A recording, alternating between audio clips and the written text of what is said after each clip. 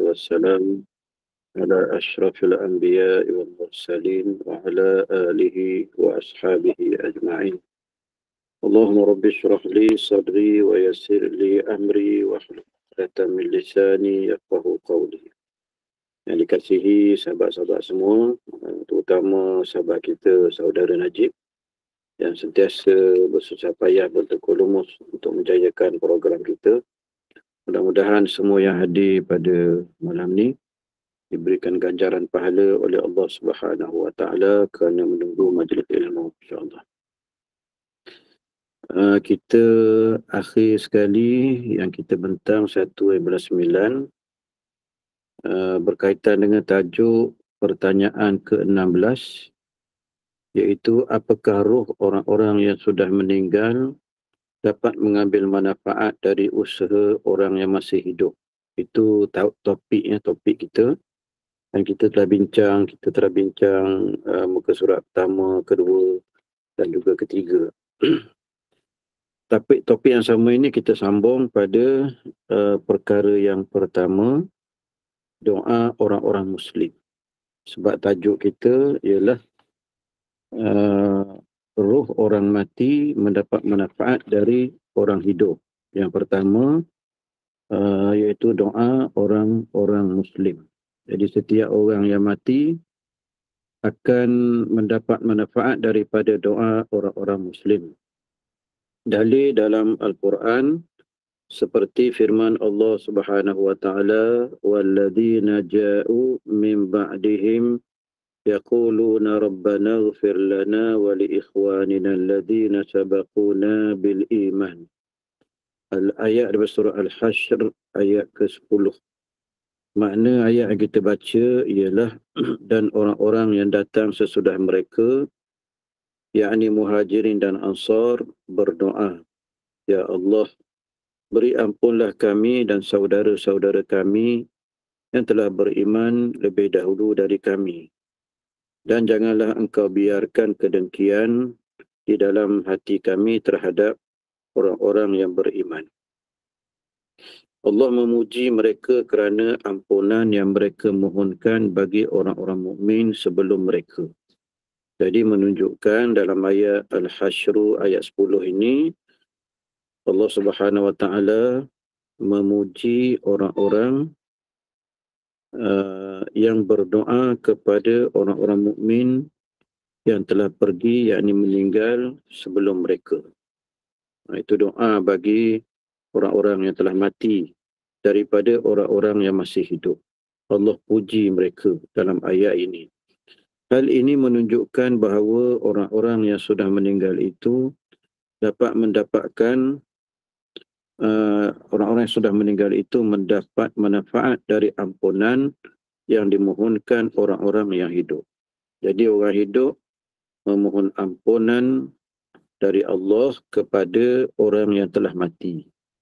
Oleh itu kita bila dengar ayat ini, kita perlu yakin bahawa doa yang kita minta dengan Allah ke atas sesiapa saja yang telah meninggal pasti akan diterima oleh Allah Subhanahu Wa Taala, kerana dalam ayat ini Allah memuji orang-orang yang meminta keampunan bagi orang-orang yang telah meninggal dunia.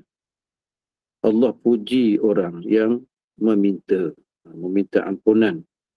Oleh itu kita bila kita tahu Allah memuji orang yang meminta ampunan ke atas dosa-dosa yang dilakukan oleh orang yang telah meninggal, Allah puji mereka. Bermakna manfaat ni dia pergi ataupun didapati oleh dua pihak lah.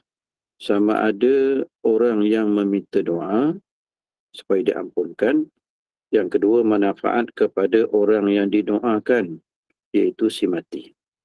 Dan cantik juga kalau kita mengingati lebih terperinci lagi, kalau kita fikir secara terperinci lagi, yang mati itu ialah ibu bapa kita misalnya. Lagi-lagilah baiknya kalau kita sentiasa meminta ampun bagi pihak mak bapak kita ataupun ayah mak kita. Ataupun orang lain yang memerlukan doa kita. Kita kena ingat letak betul-betul peringatan ini dalam hati kita. Bahawa orang yang meninggal dunia yang sekarang ini berada di dalam kubur, mereka umpama orang yang haus ataupun orang yang kelaparan. Kelaparan dari segi apa? Ya? Haus dari segi apa? Dari segi keampunan Allah Subhanahu wa Ta'ala. Mereka yang dalam kubur dah tak boleh dah minta ampun dengan Allah. Kerana masa mereka telah habis. Apabila mereka meninggal dunia, apabila mereka mati, maknanya peluang mereka untuk menambah amalan dah tak boleh dah. Peluang mereka untuk bertaubat pun dah tak boleh dah. Peluang mereka untuk yang lain-lain, belajar ilmu misalnya sebagaimana kita buat sekarang pun dah tak boleh dah. Jadi mereka hanya ada peluang tali hayat mereka orang yang masih hidup di dunia. Jadi kita kalau kita ada kawan, kalau kita ada mak bapak, kalau kita ada adik-beradik, kalau kita ada sesiapa saja yang telah wafat, yang telah mati, maka ambillah peluang untuk kita meminta ampun bagi pihak mereka kepada Allah Subhanahu wa Ta'ala. Jadi saya cadangkanlah supaya kita ambil atau kita peruntukkan satu masa untuk melakukan kerja-kerja ini, iaitu kerja-kerja meminta ampun. Misalnya, kalau kita boleh ambil masa untuk baca surah Al-Mulk setelah solat Isyak, maka elok kita letakkan sekali akan ruang masa selepas kita baca surah Al-Mulk setiap malam, kita ambil 2 minit atau 3 minit untuk berdoa kepada Allah dengan meminta ampun bagi pihak sesiapa yang kita ingin minta ampun. Terutama mak bapak kita lah. Begitu. Dalam pada itu, saya tambah lagi satu. Kalau sekiranya kita juga boleh buat sesuatu yang lain, yang ini akan masuk dalam bab yang kedua lah. Tapi kita sebut dulu sementara ni, iaitu sentiasa mengadakan satu masa yang diperuntukkan khusus untuk bersedekah atas nama si mati. Tak kiralah berapa nilainya. Asalkan dia berbentuk berpanjangan. Nilainya boleh kita tetapkan ataupun kita tidak tetapkan. Berbagai-bagai nilai tak boleh. Hari ini mungkin RM5. Mungkin minggu depan katakanlah kita buat seminggu sekali untuk ayah kita yang dah mati atau mak kita yang dah mati, seminggu sekali. Kita peruntukkan masa betul-betul, masa Jumaat tu kita pastikan kita masukkan dalam tabung RM5 untuk ayah mak kita yang telah mati. Secara konsisten lah. Itu cadangannya. Bisa saja dikatakan mereka dapat mengambil manfaat dengan ampunan yang dimohonkan itu. Kerana mereka telah membuat sunnah iman bagi orang sesudah mereka. Jadi dinamakan perkara ini ialah sunnah iman. Benda yang menjadi kebiasaan. Maksud sunnah iman ini kebiasaan. Dan kebiasaan itu diikat dengan keyakinan, iaitu iman. Iaitu apa dia? Sunnah atau kebiasaan ini kita buat dengan meminta ampun kepada si mati. Kerana mereka telah membuat sunnah iman bagi orang yang sesudah mereka. Maka ketika orang-orang sesudah mereka mengikuti sunnah itu, secara otomatis mereka juga mendapatkan pahalanya. Maknanya begini. Sekiranya kita melakukan suatu perangai atau kita jadikan dia satu habit kita ni, iaitu kita sentiasa meminta ampun kepada Allah bagi orang yang telah mati. Dan kita ajak anak-anak kita buat benda yang sama kalau boleh. Dan kita ajak juga kawan-kawan kita buat benda sama. Menjadikan dia suatu kebiasaan, maka kebiasaan yang dituruti itu akan memberi pahala kepada orang yang mula-mula mengajak. Itu maknanya manfaat itu dapat kepada orang yang menyuruh ataupun orang yang memulakan sunnah iman ini sehingga menjadi ikutan orang ramai, Dan kalau orang ramai itu pula akhirnya ajar orang lain pula, mengadakan sunnah iman pula kepada orang lain, maka pahalanya akan berlapis-lapis lah, sebagaimana sistem LMM yang kita tahu kedudukan dia ataupun mata dia. Tapi mayat pun bisa mendapatkan manfaat dengan doa yang diucapkan orang-orang mukmin ketika mensolati jenazahnya. Macam kita antara doa yang diminta direct kepada jenazah ketika solat jenazah. Bila kita pergi solat jenazah, maka kita akan berdoa setiap orang yang hadir solat jenazah, mereka pasti akan baca doa pada takbir yang ketiga. Allahumma afir lahu warhamhu wa'afihi wa'afu anhu. Contohnya di antara doa yang kita baca. Walaupun nampaknya ringkas doanya, tetapi doa itu meminta ampun bagi pihak si mayat atau si mati. Dalam perenggan ini menyatakan juga mayat mendapat manfaat dengan doa yang kita minta dengan Allah. Pentingnya dalam doa ini ialah kehadiran orang yang ramai. Kita ambil berat juga dengan kehadiran orang yang ramai. Sebab itu bila orang mati, kalau boleh jangan solat jenazah di rumah. Sebab kedudukan atau keluasan rumah itu tidak mengizinkan ramai orang boleh bersembahyang sekaligus.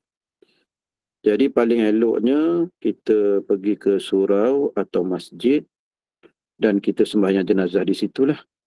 Bermakna kita ingin supaya si mati ini disolat jenazahkan oleh paling-paling kurang tiga saf, yang mana satu saf itu berpuluh orang boleh solatkan jenazah itu.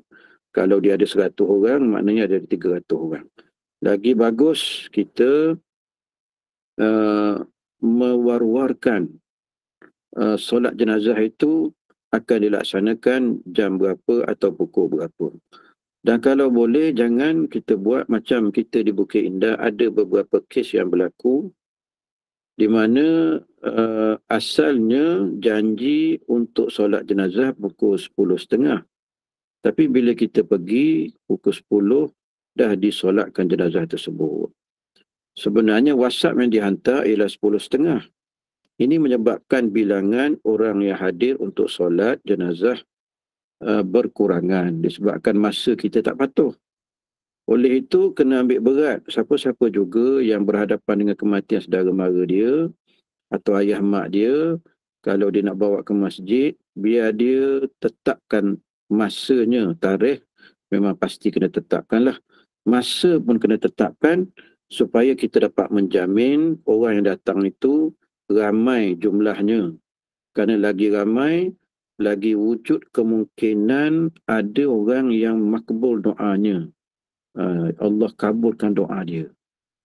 Jadi bila makin ramai, makin ada kemungkinan manusia-manusia mulia yang dikabulkan doa dia. Bila dia tadah tangan, sepatah dua saja dia sebut, Allah terus kabulkan doa dia. Kerana kita tahu doa yang kita lafazkan, yang kita mintakan, itu bukan semuanya Allah terima. Ada sebahagian manusia yang Allah terima doanya. Kita sendiri pun tak tahu doa kita ni Allah terima, Allah kabul ke tidak, kita pun tak pasti. Maknanya lagi ramai orang datang, lagi kemungkinan besar doa yang dilafazkan dikabulkan oleh Allah Subhanahu wa taala. Sebab tu juga kita selalu dengar orang tua kita kata bahawa tolong orang alim ni, tolong doa pada anak dia, tolong orang alim ni solat hajat untuk dia. Sebab apa ya? Sebab kita rasakan bahawa si alim ini ada hubungan yang rapat dengan Allah Subhanahu wa taala, dan mungkin dia di antara orang yang dimakbulkan doa oleh Allah Subhanahu wa taala.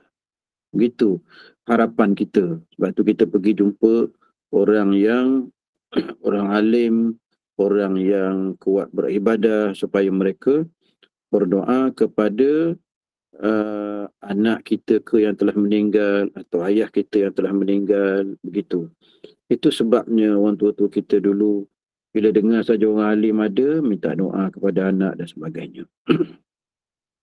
Di dalam As-Sunan disebutkan dari hadis Abu Hurairah radhiyallahu anhu, dia berkata Rasulullah sallallahu alaihi wasallam bersabda, "Idza shallaitum 'alal mayyit fa akhlisu lahu du'a."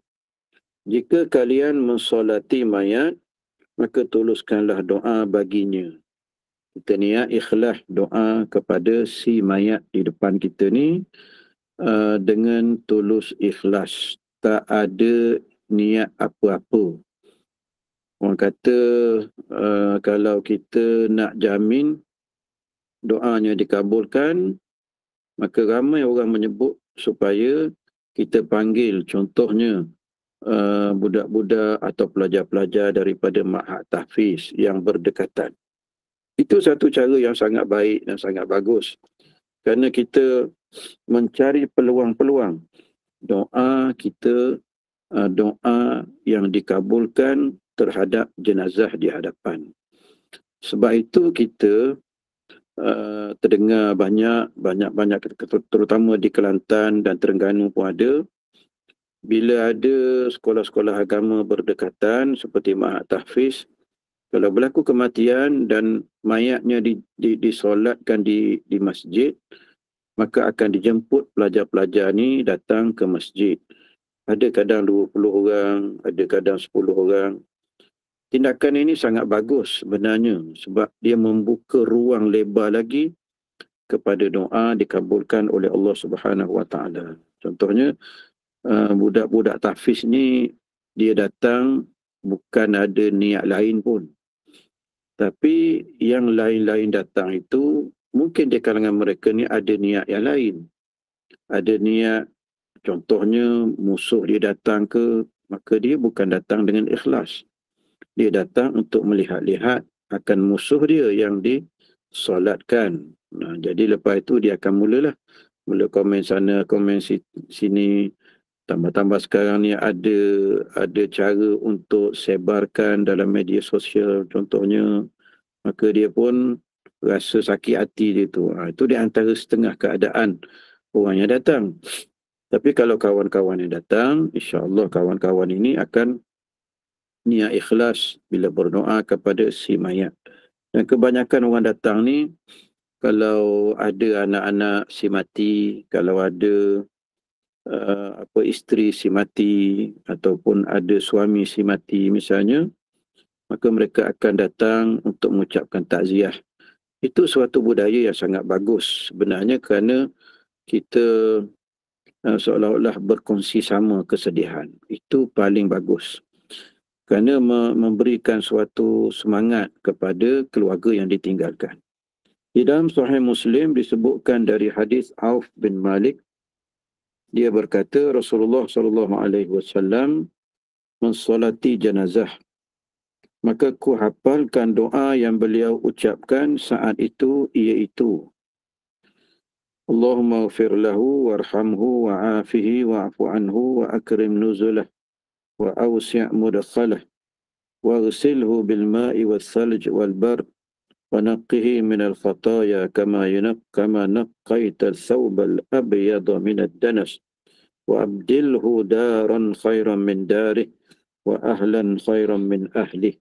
Itu di antara doa yang selalu kita dengar dibaca oleh imam-imam dan juga ramai di kalangan kita yang hafal doa ini.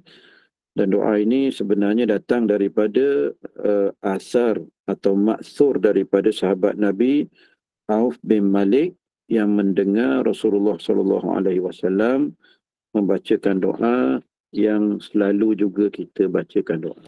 Boleh dikatakan di antara umat Islam kita, rakan-rakan kita, ramai yang menghafalkan hadis ini untuk tujuan solat jenazah.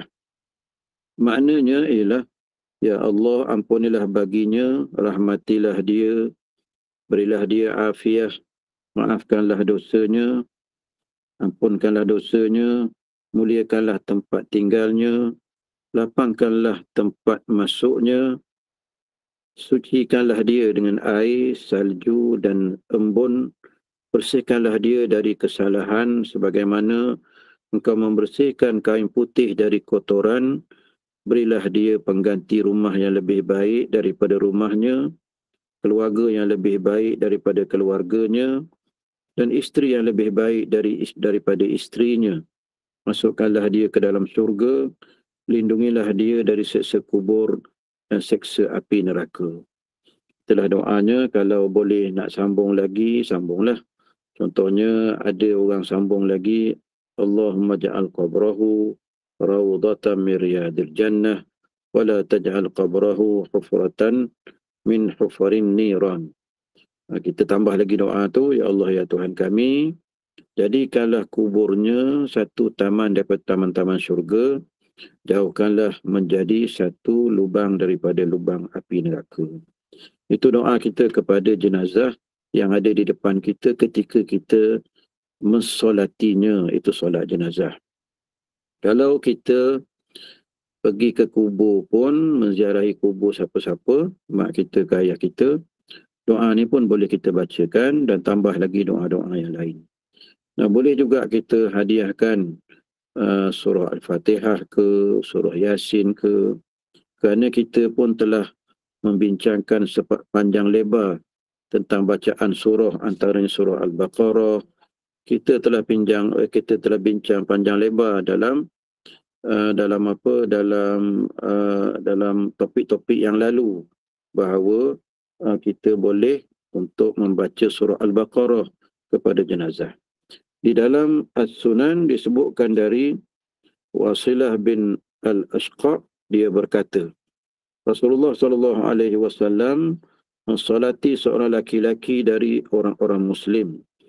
Maka ku dengar beliau mengucapkan, Allahumma inna fulan ibn fulan fi zimmatika wa habli jiwarika faqih min fitnatil qabri wa azabin nar wa anta ahlul wafa wal haqqi faghfir lahu warhamhu innaka antal ghafurur rahim. Ya Allah, sesungguhnya fulan bin fulan berada dalam tanggunganmu dan tali lindunganmu, maka lindungilah dia dari ujian kubur dan seksa neraka. Engkaulah yang memenuhi dan yang benar, maka ampunilah dosanya dan rahmatilah dia. Sesungguhnya engkau maha pengampun lagi maha penyayang. Doa ini doa yang kedua yang datang daripada sunan juga, iaitu hadis-hadis kitab-kitab hadis Nabi SAW. Disebutkan oleh seorang sahabat bagaimana Nabi juga membaca doa ini dalam salah satu solat jenazah yang Nabi hadiri kepada seorang laki-laki Muslim. Doa ini doa yang berbeza, yang kita boleh juga baca dan kita boleh hafal. Makna doa yang kita baca tadi sangat menarik, ya, sangat menarik, kerana kalimah-kalimah yang disebut oleh Rasulullah SAW ini berbeza dengan doa yang biasa kita baca tadi. Saya percaya bahawa di kalangan kita ni, walaupun kita hafal doa yang sebegini, tapi ramai kita, sebab kita ni orang Melayu, jadi ramai di kalangan kita yang tidak memahami doa yang dihafal. Seboleh-bolehnya, kalau kita nak baca doa, lagi khusyuk, lagi bagus kalau kita dapat memahami doa. Kerana bila kita minta sesuatu dengan Allah, seperti doa ini, kita minta keselamatan bagi jenazah yang di hadapan kita.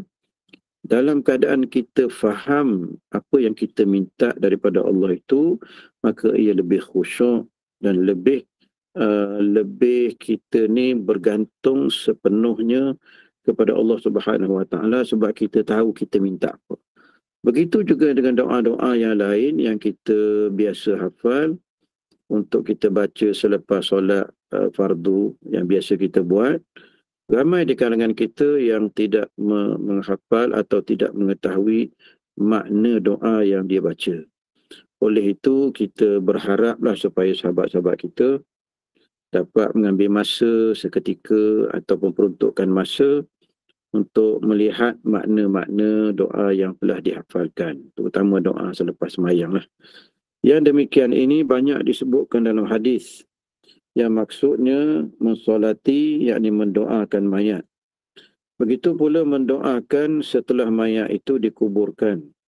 Di dalam As-Sunan disebutkan dari hadis Uthman bin Affan radhiyallahu anhu, dia berkata, apabila Nabi SAW selesai mengubur mayat, maka baginda berdiri di sisinya seraya bersabda, hendaklah kalian memohonkan ampunan bagi saudara kalian dan mohonkanlah keteguhan hati baginya, kerana sekarang dia sedang ditanya.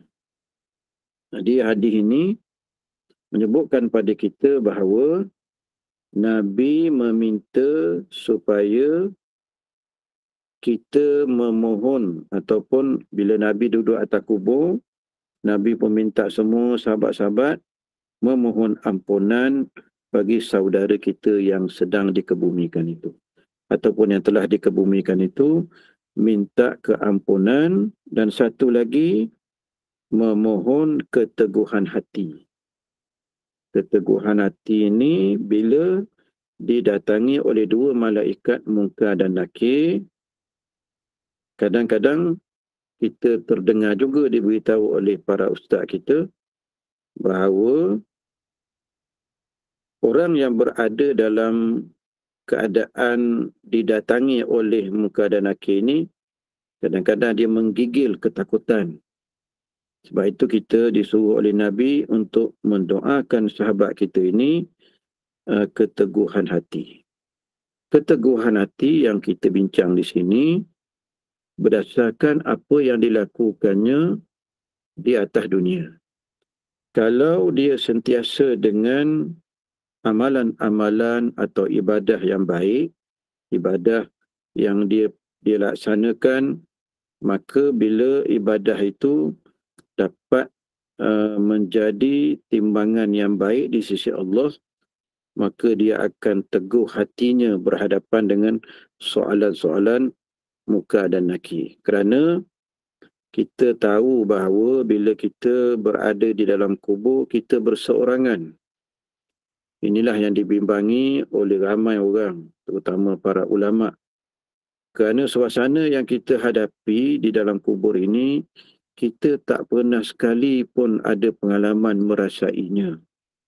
Keadaan yang diceritakan oleh hadis-hadis Nabi, ayat-ayat Al-Quran tentang alam kubur, memang kita biasa dengar.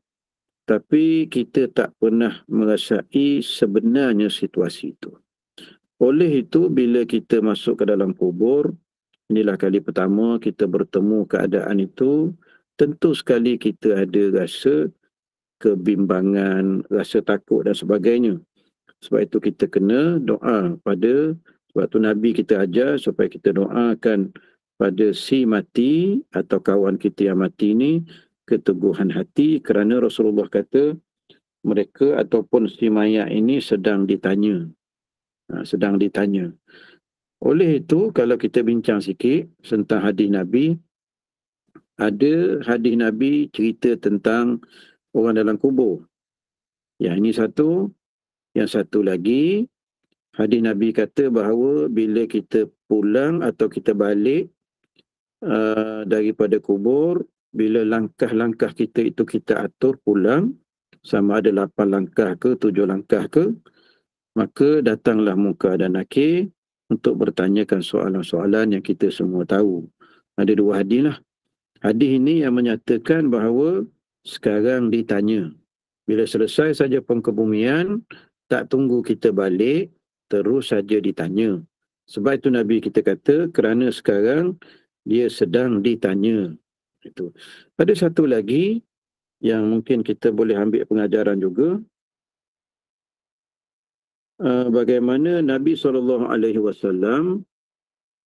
telah ada tak yang selepas ni ada tak dia punya hadis, tak perasan ada ke tidak. Tapi saya beritahulah, Nabi kita SAW pernah satu ketika Nabi kita melalui 2 kubur. Lalu Nabi kita kata bahawa salah satu daripada kubur ini sedang diseksa. Lalu Nabi kita pun mengambil pelepah tamar yang masih hijau. Lalu Nabi kita belah 2 dan dipacakkan pada kedua-dua kubur itu. Satu pada kubur pertama, satu kedua kubur ketiga. Lalu Nabi kita SAW berkata bahawa selagi mana pelepah tamar ini segar, maknanya tidak kering, tak mati, maka dia akan mendoakan orang dalam kubur ini. Oleh kerana itu, disebabkan Nabi kita beritahu bahawa pelepah tamar ini akan mendoakan orang dalam kubur, kalau manusia yang mendoakan, maka terlebih baik lagi lah. Kalau pelepah tamar pun boleh doakan orang dalam kubur, maka manusia tentu lebih baik mendoakan dan lagi diterima oleh Allah Subhanahu Wa Taala. Jadi kita sebenarnya tak susah nak doakan mak ayah kita yang telah mati.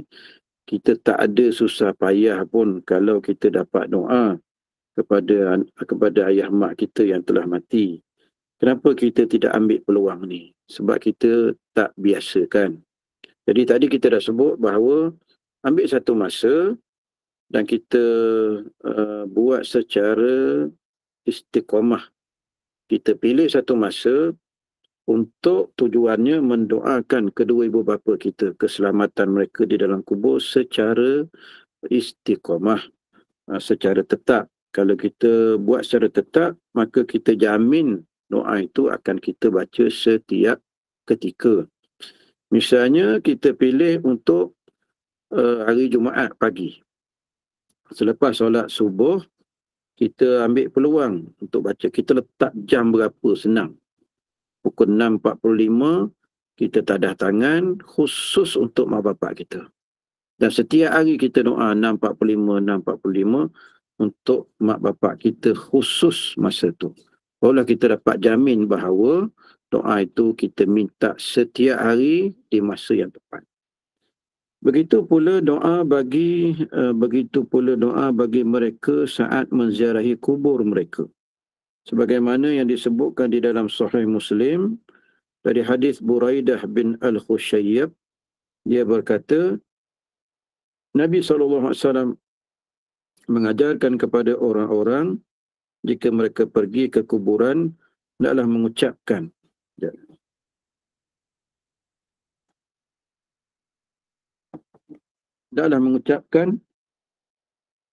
Assalamualaikum ahlad diyar minal mu'minina wal muslimin wa inna insya'allah bikum lahiqun nas'alullah lana walakumul afiyah.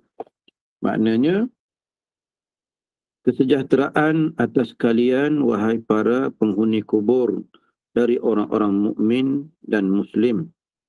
Sesungguhnya kami insya-Allah akan bersua kalian. Kami mohon afiat kepada Allah bagi kami dan kamu sekalian. Itu doa bila kita pergi ke kubur atau kita melalui tanah perkuburan. Dan doa ini sebenarnya menyelamatkan ramai ahlul kubur yang sedang menanti-nantikan doa daripada sanak keluarganya.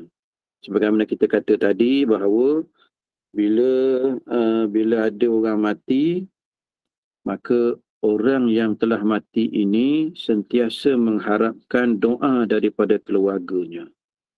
Malang sungguh bagi si mati kalau keluarga yang ada boleh dikatakan keluarganya ramai, tapi seorang pun tidak terfikir, tidak teringat untuk mendoakan ayah mak mereka yang telah mati. Sangat-sangat malang, sahabat-sahabat semua, sangat-sangat malang. Kalaulah kita boleh buat satu cara untuk mengingatkan kita supaya mendoakan mak bapak kita, eloklah kita buat. Contohnya, kita letaklah dalam alam kita tu, buat alam satulah. Setiap hari 6.45, terus dia bunyi alam tu. Sebut kat situ, tulis kat situ doa untuk mak ayah.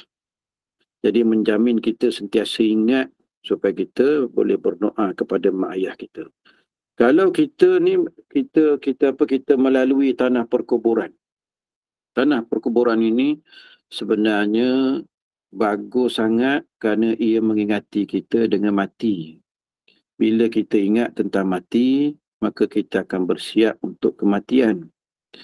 Dan bila kita lalu tanah perkuburan, doa yang diajar oleh baginda SAW ini merangkumi dua jenis manusia. Sama ada manusia yang membaca doa itu sendiri, yang dia kata bahawa saya ni akan mengikuti kamu, akan mati juga. Yang kedua juga memfokuskan doa ini kepada si mati dalam kubur itu.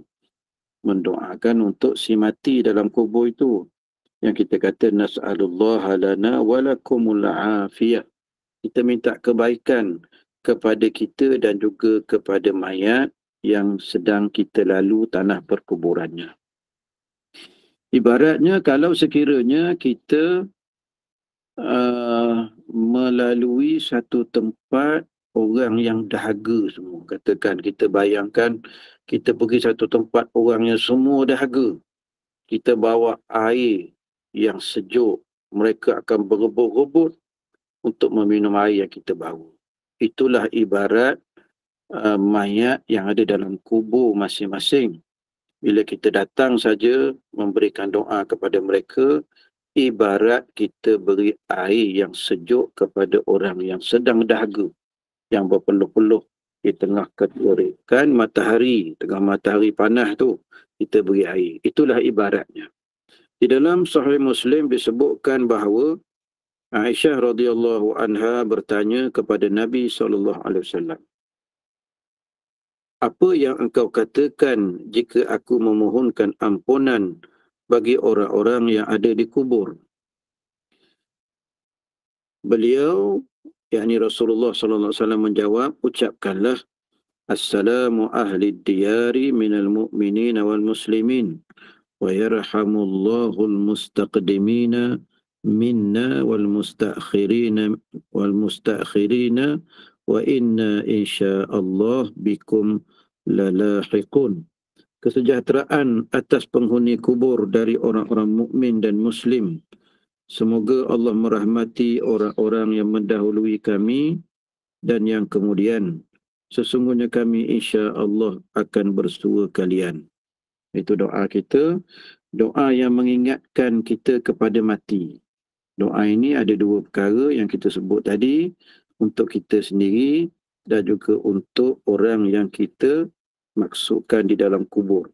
Kalau kita lalu tanah perkuburan, cakaplah macam ni. Doalah macam ni. Manfaat untuk kita, manfaat untuk ahli kubur yang ada di situ. Kita pun telah jelaskan kepada sahabat-sahabat semua masa kita bincang tentang topik-topik yang lalu lah. Bagaimana mayat yang ada, jenazah yang ada dalam tanah perkuburan sentiasa menunggu-nunggu akan saudara mara mereka untuk berbuat sesuatu. Dan kita pun pernah kita menceritakan hasil daripada bacaan kita jugalah, bagaimana ada seorang anak ni bila ayah dia mati, dia sentiasa pergi ke kubur ayah dia setiap hari. Satu ketika dia selang seminggu, tak pergi seminggu. Tiba-tiba bila dia datang saja, dia terlena di atas kubur ayah dia. Ayah dia datang dalam mimpinya, lalu bertanya mengapa dia tak datang dah seminggu dah. Dia tanya macam tu. Ini menggambarkan pada kita bahawa ziarah kubur itu sangat penting. Kadang-kadang kita kata ziarah kubur tu penting, kita pun tak pergi ziarah kubur ayah mak kita. Wallahu alam, kalau kita boleh buat, silakanlah buat. Kalau kita tak dapat buat, doa yang kita lafaz itu kena ada juga doa untuk ayah mak kita yang telah mati. Di dalam Sahih Muslim juga disebutkan dari Aisyah radhiyallahu anha bahawa pada suatu akhir malam Rasulullah SAW keluar ke Baqi'. Ketika malam itu beliau berada di rumah Aisyah. seraya bersabda, Assalamualaikum dara qaumi mu'minin wa atakum ma tu'aduna ghadan mu'ajjaluna wa inna insya'allahu bikum lahiqun. Allahumma ighfir li ahli baqi' al-gharq. Jadi Nabi SAW antara perangai Nabi ialah baginda sentiasa menziarahi kubur Baqi'. Kubur Baqi' ini ialah kubur yang ada di sebelah Masjid Nabawi, yang mana di situ ada dikebumikan ramai para sahabat Nabi ridwanullah alaihim ajma'in. Kalau tak silaplah di situ pun ada Aisyah radhiyallahu anha, kalau tak silap, dan juga sahabat-sahabat Nabi yang terkenal. Kalau tak silap Ana lah, minta ada yang takut ada tak teringat ya. Kalau tak silapnya ada seorang sahabat saya, sahabat Ana ni, dia ajak Ana pergi ke kubur Baqi' satu pagi. Sebab biasanya kubur Baqi' ni dibuka sebelah pagi. Dan di situ kalau ada orang Iran, orang perempuan kan tidak dibenarkan masuk. Jadi orang Iran akan duduk di luar pagar tu, yang perempuan. Yang lelakinya masuk. Sahabat Ana ni kata, cuba tengok kalau dia melalui perkuburan Aisyah rasanya, kalau tak silapnya, dia akan ludah kubur Aisyah radhiyallahu anha.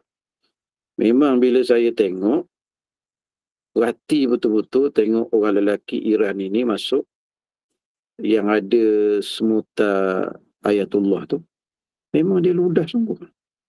Memang dia ludah sungguh maqam Sayyidatuna Aisyah radhiyallahu anha.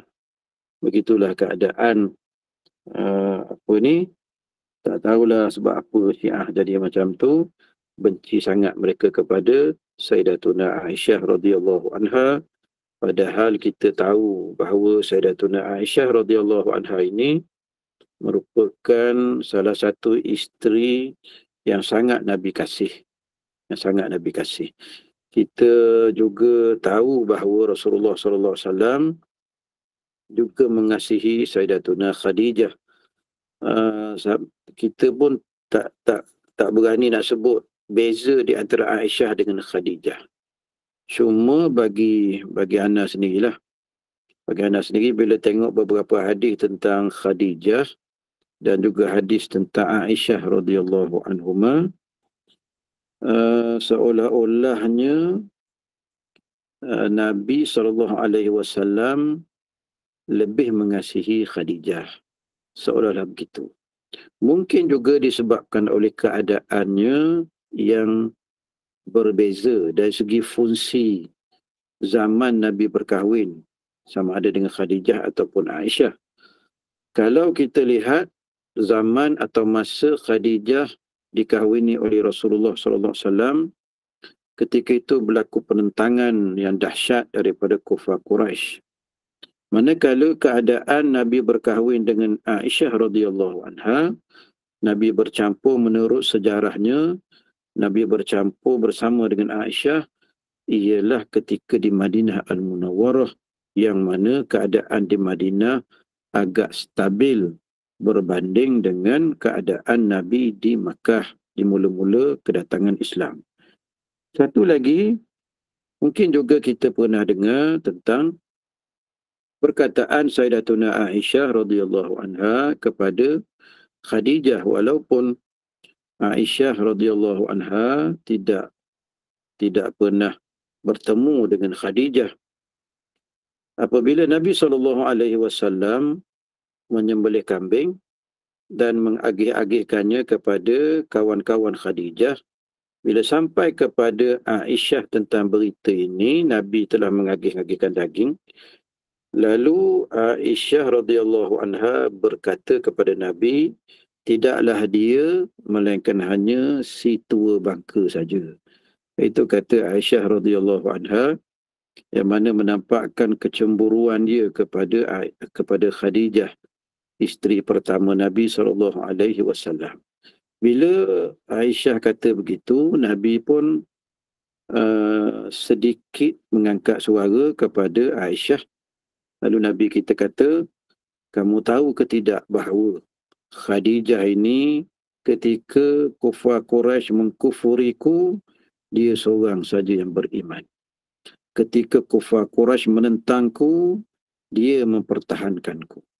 Dan daripada isteri-isteriku yang lain, tidak ada dikurniakan cahaya mata. Tapi Khadijah memberikan cahaya mata kepadaku. Banyak juga Nabi kita ungkitkan tentang kelebihan Khadijah di hadapan Aisyah radhiyallahu anha. Seolah-olah kita nak gambarkan sebagaimana disebut oleh para ulama, Aisyah radhiyallahu anha cemburu kepada orang yang telah mati. Begitulah keadaan. Sedangkan dia tak pernah jumpa pun Khadijah binti Khuwailid, isteri Nabi SAW. Balik semula kepada kisah kita ni. Aisyah berkata bahawa Nabi SAW sentiasa mengunjungi kubur Baqi'.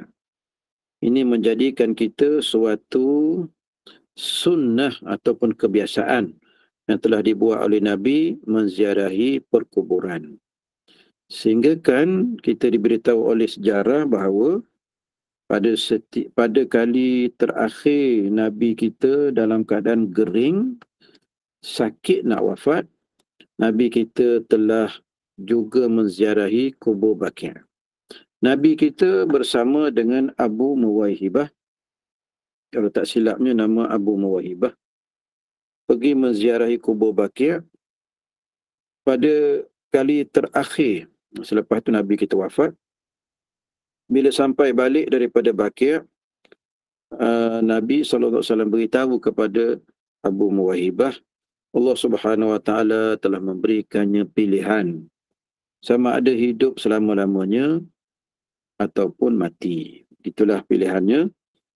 Abu Muwaihibah ini berkata kepada Rasulullah SAW, "Ya Rasulullah, demi Allah, pilihlah yang hidup selama-lamanya, kerana kami para sahabat tidak mampu tanpa keberadaan kamu." Sampai begitulah kata Abu Muwaihibah, kami tak rela, kami tak sanggup hidup tanpa kamu, ya Rasulullah. Jadi itu harapan yang telah disebut oleh Abu Muwaihibah, harapan dia dan juga para sahabat. Tapi Nabi kata, SAW, Nabi kata, aku lebih memilih wafat atau mati, kerana itu saja jalan untuk aku bertemu dengan kekasihku, yakni Allah Subhanahu Wa Taala. Itu saja caranya. Jadi Nabi kita memilih untuk wafat, bertemu dengan Allah, daripada hidup selama-lamanya. Agak-agaknya ini biasa yang saya sebutlah dalam ceramah-ceramah. Kalau kita diberikan pilihan begitu, sudah tentu kita akan pilih hidup selama-lamanya. Sebab apa? Sebab mungkin kita bimbang dengan dosa-dosa yang kita lakukan. Rasulullah SAW pernah mendoakan bagi orang-orang yang sudah meninggal, baik yang diucapkan untuk itu maupun untuk mengajari. Begitu pula yang dilakukan para sahabat dan tabi'in sepeninggalan beliau, yang terlalu banyak untuk disebutkan di sini dan tidak mungkin dimungkiri. Sebagaimana yang telah disebutkan bahawa Allah meninggikan darjat hamba-Nya di syurga, sehingga dia bertanya-tanya, mengapa hal ini terjadi pada diriku? Maka dikatakan kepadanya, kerana doa anakmu bagimu. Itu di antara hadis yang sahih juga, ya. Hadis yang mengatakan bahawa ada hamba Allah ini, dia telah mendapat darjat yang tinggi di dalam syurga. Tiba-tiba dia diangkat martabatnya di dalam syurga. Lalu mereka bertanyakan Allah, mengapakah martabat mereka diangkat? Jawapannya ialah kerana doa anak kamu. Ataupun dalam satu lagi, kerana istighfar anak kamu kepada kamu. Jadi kita yang duduk dalam syurga ini pun diangkat lagi darjat kita. Dahlah kita berada di darjat yang sangat istimewa. Dengan istighfar anak-anak kita di dunia, menyebabkan kita diangkat darjat kita di sisi Allah, iaitu di dalam syurga Allah Subhanahu Wa Taala. Beruntunglah orang yang ada anak soleh begini, ya, sebagaimana yang kita telah selalu dengar tentang hadis Nabi, yang Nabi SAW pernah bersabda, idza mata ibnu Adam in qata'a amaluhu illa min salasin. Kalau sekiranya matilah anak Adam itu, maka terputuslah amalannya melainkan 3 perkara saja.